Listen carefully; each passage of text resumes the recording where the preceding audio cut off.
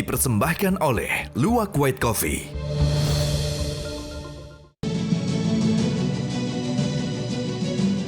Temu lagi di Hot Room. Berikut ini kita akan melihat polling masyarakat tentang apakah masih perlu membayar pajak atau tidak. Ini dia nih. Tetap bayar pajak 28%. Ya. Tidak mau ikut dipakai apa nih? Dipakai flexing 42%. Tunggu pelaku ditangkap baru 30%. Jadi yang tetap bayar pajak itu dari pooling hanya 28%. Ya. Ya, hanya 28% dari masyarakat yang di pooling mengatakan tetap bayar pajak. Pak Ahmad, gimana tanggapan Pak Ahmad di sini? Ini adalah refleksi atau tidak? Ini berbahaya buat bangsa dan eksistensi NKRI, Bang. Ya. Kalau jawabannya begini, Ya. pertanyaannya salah siapa? Ya. Apa yang harus dilakukan? Tapi ini benar, ini adalah gambaran dari Menurut saya opini persepsi masyarakat. publik hari ini begitu. Ya. Kemudian Bu Sri Mulyani juga mengatakan cukup fatal, ya menurut saya fatal ya, mengatakan bahwa kalau Anda tidak mau bayar pajak jangan tinggal di Indonesia. Menurut saya kalimatnya terlalu keras. Yang harusnya dilakukan beliau adalah saya akan memperbaiki di dalam pajak, Anda silakan tetap bayar pajak.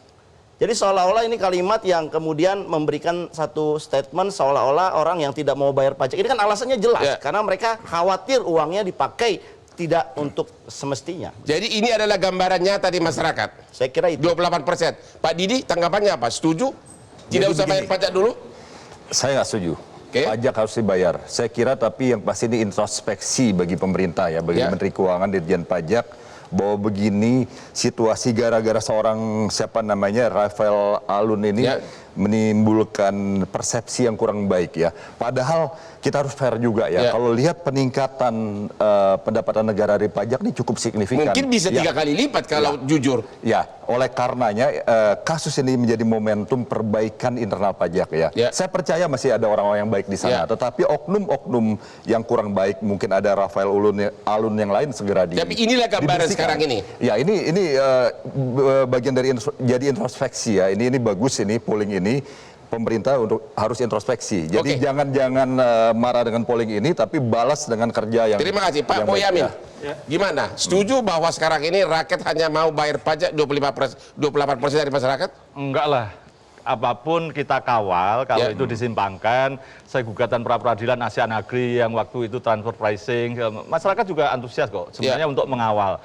Jadi tetap kita bayar pajak, bahkan maki itu supaya bayar pajak itu karena kalau melaporkan SPT pasti 0 rupiah, malu kan? Ya biar enggak melapor didenda 100.000, 200.000, saya bayar itu tetap itu. Jadi tetap apapun negara ini harus ditopang oleh pajak, kepatuhan kita juga. Mari kita kawal aja gitu. Jadi dan ini kita kawal itu termasuk banyak hal Pak Didi. Nanti misalnya peraturan di selevel dirjen itu tahun 2008 melegalkan penyelundupan. Penyelundupan itu harusnya dikenai denda sampai 4 kali, bahkan kalau dokumen kosong sampai 1000 kali begitu, dan dihukum pidana 2 tahun. Tapi kenyataannya dengan peraturan level dirjen itu kemudian dilegalkan cukup membayar biaya masuk yang terkini.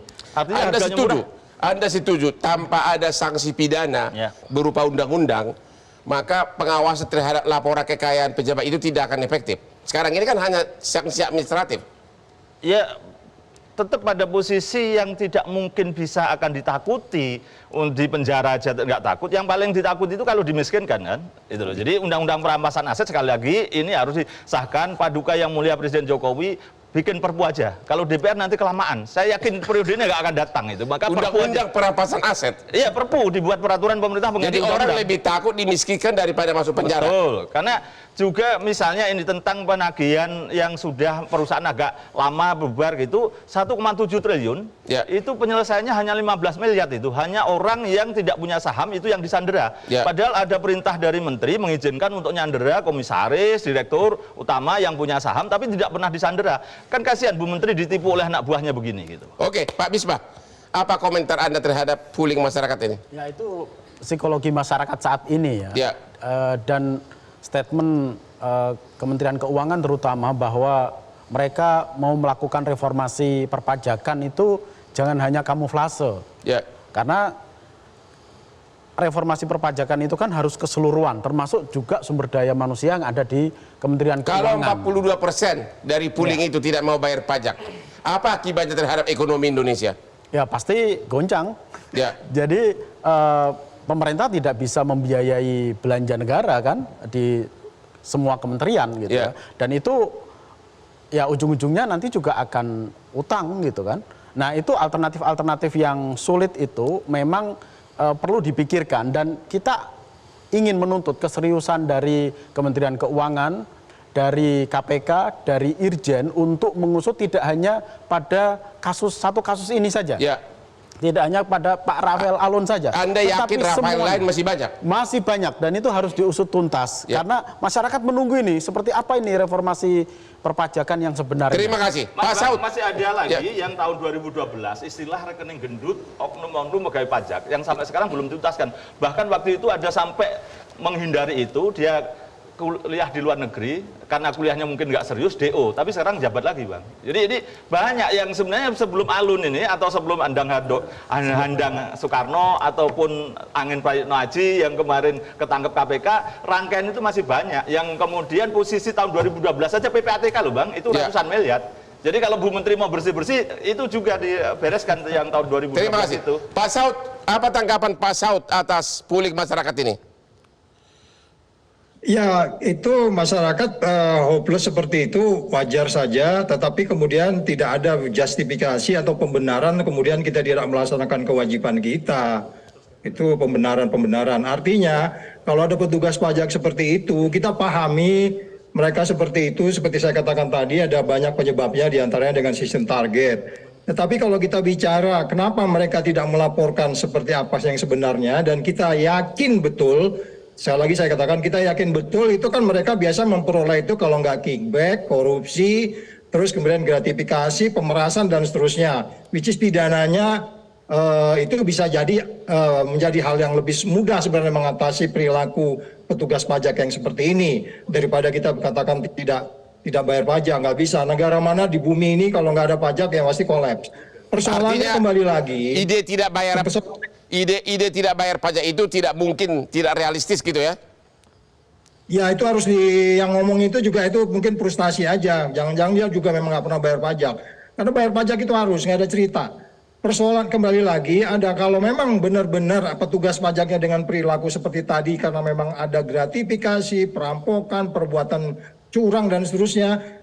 Kalaupun itu tidak bisa dibuktikan ketika dia tidak melaporkan, itu yang saya bilang tadi ada TPPU, nggak usah nunggu illicit enrichment atau aset pengembalian aset, pakai undang-undang yang ada sekarang aja KPK itu bisa. Sehingga kemudian petugas pajak itu jerah semua gitu. Daripada kita mengatakan jangan bayar pajak, nggak bisa. Negara mana di bumi ini itu pajak itu kehidupan. Oleh sebab itu kita sekali lagi. Cuman kan masyarakat kita bisa paham, kecewa benar dengan cara menata pajak seperti ini. Tidak berintegritas sama sekali. Kemudian pada bagian lain juga kita hanya melihat sesuatu secara normatif. Itu yang saya bilang tadi, di gambar besar, tax ratio kita 10% itu sebenarnya kan itu mempermalukan kita semua itu. Masa nggak bisa sih tax ratio naik? Terima kasih Pak Saud, terima kasih. Sekarang Pak Babe. Ya, karena diantara semua saya yang paling berkompeten ini. Iya, stand up komedian juga ternyata justru korban. Betul. Apa tanggapan Anda atas adanya pooling agar tidak bayar pajak? Setuju atau tidak? Ya, masalah polling itulah fakta di lapangan. Hanya 28% orang yang masih mau bayar pajak. Itu pun mungkin 28% itu adalah orang pajak beserta anak-anaknya. Yang lain udah nggak mau bayar pajak. Tapi apapun itu, kalau memang itu peraturan pemerintah, kita harus taat pada pemerintah dan kita tetap harus bayar pajak. Jadi apa pesan Anda kepada Pak Dirjen Pajak sebagai pesannya orang awam? Ada nggak dengan bentuk kata-kata komedian? Coba ngomong dulu. Iya, saya sudah tidak bisa berkomedi lagi karena mikirin aja pusing gitu. Dari tadi jangankan berkomedi, tiap malam aja mikirinnya pusing. Jadi kalau tadi kita sudah ada rasa timbul ingin bayar pajak, itu sudah harus bagus diapresiasi masyarakat. Kalau memang mau masalah denda segala macam, kalau bisa jangan zolim kepada orang-orang yang lemah, orang-orang rakyat yang di bawah. Kalau mau kejar orang-orang pejabat-pejabat sana masih banyak tambang ilegal dan segala macam, bisa dikejar pajak-pajaknya segala macam. Tapi kalau untuk rakyat-rakyat yang di bawah ini sudahlah harus bayar pajak, rakyatnya juga mau kena dendanya lagi, zolimnya luar biasa. Dendanya bisa besar, jadi kalau bisa dendanya dihapus, itu kalau permintaan saya. Saya ada Terakhir, silakan. Saya ada saran bagaimana caranya supaya kredibilitas DJP ini naik. Dirjen Pajak itu harus segera membongkar. Rafael ini kan punya teman-temannya. Ya. Kalau kasus Rafael ini kan dibongkar oleh netizen. Kenapa tidak dari internal sendiri? Jadi kita ingin, masyarakat ingin Dirjen itu membongkar. Tidak hanya Rafael, tapi kami melakukan penyelidikan ada pihak-pihak yang lain ke atas 3 tingkat dan ke samping 3 tingkat. Ini dibongkar oleh DJB, dengan begitu kredibilitas orang akan kembali lagi kepada pajak. Terima kasih. Saya sendiri pernah nggak bisa tidur ketika saya beli aset 140 miliar tanah di Bali. Ternyata penjualnya orang jujur. Disuruh harus bayar pajak seutuhnya. Dan saat itu saya bayar pajak hanya 1 piece of villa 7,5 miliar. Pajak pembeli dari 1 bidang tanah di villa. Kalau saya ingat seperti Rafael ini, harusnya saya nggak usah bayar kemarin ya. Namun demikian, sebagai kesimpulan, kita sebagai warga yang baik tetap kita harus membayar pajak sesuai dengan undang-undang. Dan jangan lupa menonton Hot Room setiap hari Rabu jam 9.30 di Metro TV. Dan kepada para narasumber, kami mengucapkan terima kasih. Sampai ketemu lagi di acara Hot Room yang selalu hot. Ya, silakan Pak.